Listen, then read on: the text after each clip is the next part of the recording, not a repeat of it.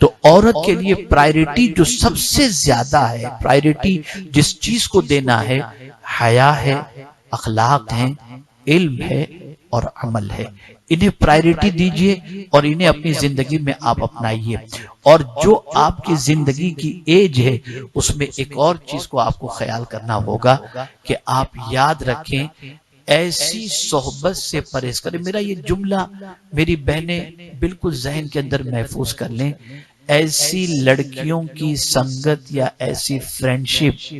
آپ قطعی طور پر نہ کریں کہ اپنے فرینڈز اور اپنی سہیلیوں کا نام بتانا یا ان کو اپنے ماں باپ کے سامنے پریزنٹ کرنے کے اندر آپ کو ہچکچاہٹ محسوس ہو۔ آپ ایسوں کی سنگت میں بیٹھیں کہ آپ پراؤڈلی کہہ سکیں کہ میں ان کی سہیلی ہوں، یہ میری سہیلی ہے۔ آپ پراؤڈلی کہہ سکیں کہ میں ان کے ساتھ بیٹھتی ہوں۔ ظاہر سی بات ہے کہ آپ کی سہیلی جیسی ہوگی اسی اعتبار سے آپ کی سوچ سمجھی جائے گی۔ تو کس کو سہیلی بنائیں، کس کو دوست بنائیں؟ تو میں آپ کو بتاؤں، جس کی دوستی تمہیں علم سے، اخلاق سے، اللہ سے، اس کے رسول صلی اللہ علیہ وسلم سے قریب کر دے، اس کی دوستی اختیار کرو، ورنہ دوسروں کی دوستی اختیار نہ کرو۔ مولا علی کرم اللہ تعالی وجہہ الکریم فرماتے ہیں، اللہ اکبر، کہ ایسوں کی سنگت سے دور رہو جن کی سنگت نہ تمہیں دنیاوی فائدہ پہنچائے نہ تمہیں اخروی فائدہ پہنچائے، ایسوں کی سنگت سے دور رہنا چاہیے۔ تو اس بات کو ذہن کے اندر رکھیں کہ ایسوں کی سنگت سے پرہیز کرنے کی خاص طور پر کوشش کریں۔ پیاری بچیوں،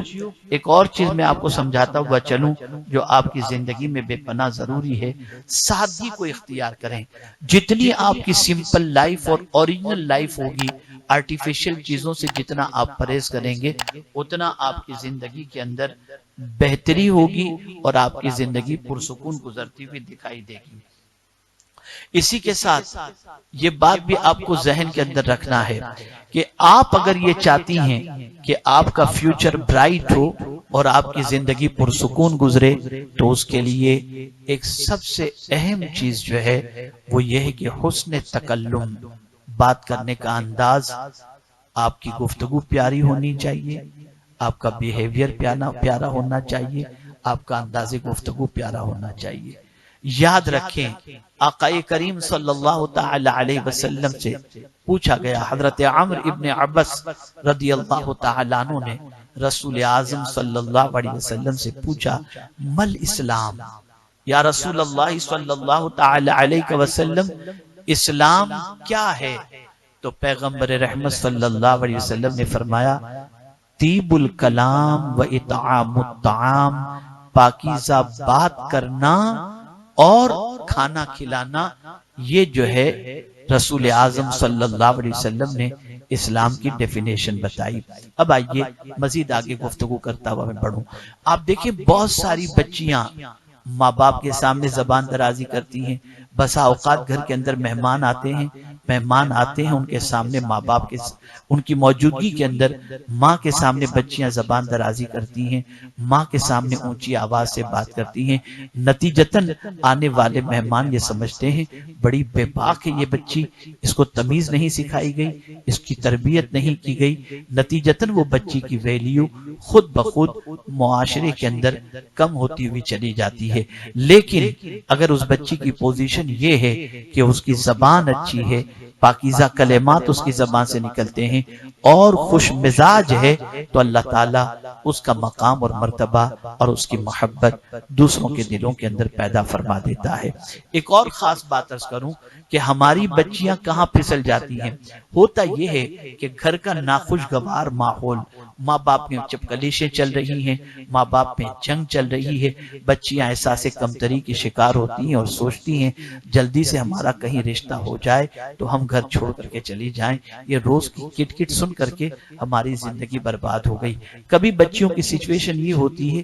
کہ اس کی وجہ سے وہ ڈپریشن کی شکار ہو جاتی ہیں، ٹینشن میں آ جاتی ہیں، پڑھائی میں دلچسپی نہیں ہوتی اور پھر وہ اپنے آپ کو بہت زیادہ احساس کمتری میں گرفتار کر لیتی ہیں۔ تو یہاں میں آپ کو ایک چیز خاص طور پر بتاؤں کہ اس قسم کے ماحول کے اندر بھی آپ جینا سیکھو، آپ کو اپنے فیوچر کو ڈارک نہیں کرنا ہے. پیرنٹس کی رسپانسبلٹی ہے کہ وہ بچوں کے سامنے اس قسم کی حرکات نہ کریں جس کی وجہ سے بچوں کا مورل ڈاؤن ہو، بچے احساس کمتری کے شکار ہوں. گھر کا ہزار ناخوشگوار ماحول ہو، آپ اپنے آپ کو موٹیویٹ کریں، اپنے آپ کو ایڈجسٹ کریں، اور آپ یہ سوچیں کہ میں اس گھر کے ماحول کو بہتر سے بہتر بنانے کی کوشش کروں گی. چنانچہ آپ عبادت کا سہارا لیں، آپ تقوی کا سہارا لیں، آپ اللہ اور اس کے رسول کی بارگاہ میں مدد مانگیں، آپ اللہ عز و جل کی فرما برداری کریں، اور خاص طور پر ایجوکیشن، کیریکٹر اور دینداری کے اندر اتنی آگے نکل جائیں کہ آہستہ آہستہ معاشرے کے اندر آپ کی شہرت ہونے لگے. نتیجہ یہ ہوگا کہ آپ کی شہرت کی بنیاد پر آپ کے گھر کے ماحول کو اللہ تعالیٰ بدل دے گا، اور وہی پیرنٹس جو آپ کے گھر کے اندر آپس میں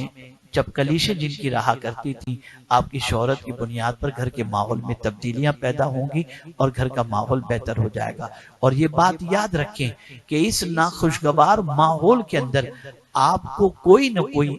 روتا دیکھ کر، بلکتا دیکھ کر، آنسو دیکھ کر آپ کی ہمدردی، آپ کے سامنے ہمدردی کا مظاہرہ کرے گا، اور کرنے کے بعد آپ کا ایموشنل بلیک میلنگ شروع کر دے گا اور آپ کے ایموشن سے کھیلنا شروع کر دے گا. بچیاں جذباتی اعتبار سے بڑی کمزور ہوتی ہیں. اگر کوئی یہ کہہ دے کہ میں تم سے بے پناہ محبت کرتا ہوں، تمہارے لیے جان بھی دے دوں گا، تو بچیاں ماں باپ کو بھول جاتی ہیں اور اس کے بعد اس محبت میں گرفتار ہو کر اپنی دنیا بھی تباہ کر بیٹھتی ہیں اور آخرت بھی تباہ کر بیٹھتی ہیں. ایک بات اچھی طریقے سے ذہن کے اندر رکھیں، آقا کریم صلی اللہ تعالی علیہ وسلم نے واضح طور پر یہ پیغام دے دیا ہے، اور اسلام نے بھی یہ پیغام دے دیا ہے، شادی کے پہلے کوئی محبت نہیں، اور شادی کے بعد میاں بیوی کی حیثیت سے جو محبت ہوتی ہے یہ مولا پیدا فرماتا ہے. شادی کے پہلے کی محبت شیطانی محبت ہوتی ہے،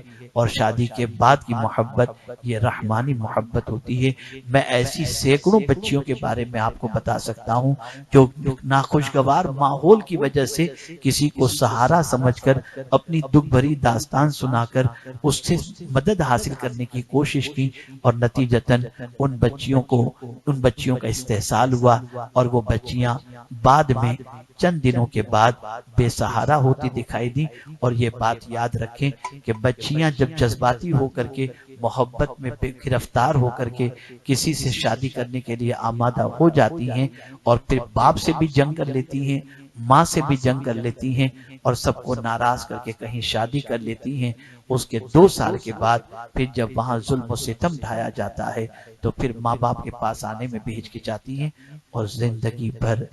برتن مانج کر، کپڑے دھو کر، در در کی ٹھوکریں کھا کر بچیاں اپنی زندگی گزارتی نظر آتی ہیں. اس لیے یہ بات ذہن کے اندر رہے کہ کبھی بھی آپ کو تکلیف و پریشانی ہو تو آپ کو کسی انسان کے سامنے اپنی پریشانیوں کے ذکر کی بجائے مصلی بچھاؤ، اپنے رب کے سامنے رو رو کر کے جو ہے معروضہ پیش کرو. اس کے حبیب صلی اللہ علیہ وسلم کے وسیلے سے وہ تمہاری ساری پریشانیوں کو دور فرما دے گا. اس نے واضح لفظوں میں فرمایا، امن یجیب المضطر اذا دعا، کون ہے جو بے قراروں کی فریاد سنتا ہے، ویکشف السوء، اور پریشانیوں کو دور کرتا ہے، یقیناً وہ میرا پروردگار ہے، میرا پالنہار حقیقی ہے، میرا معبود برحق ہے. تو اس چیز کو خاص طور پر ذہن کے اندر رکھنا ہے. اور ساتھ ہی ساتھ یہ بھی بتا دوں کہ آپ یاد رکھنا، دور پلٹ رہا ہے، ماحول پلٹ رہا ہے، سوچ بدل رہی ہے. میں دنیا کے مختلف ملکوں میں جا رہا ہوں،